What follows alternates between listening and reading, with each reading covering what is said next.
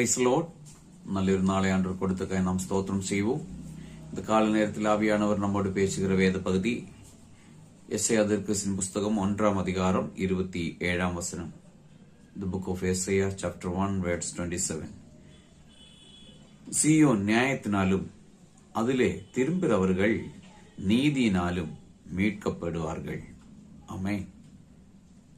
சீயோனின் நியாயத்தினாலும் அதிலே திரும்புகிறவர்கள் நீதியினாலும் மீட்டுக் கொள்வார்கள்.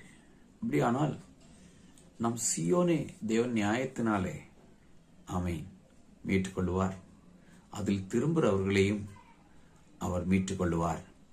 இன்னைக்கு நாம் சியோன் இல்லைன்னா, சியோன் தேவன் வாசம் பண்ணுகிற இடம், தேவன் வசிக்கிற இடம். ஆமென்.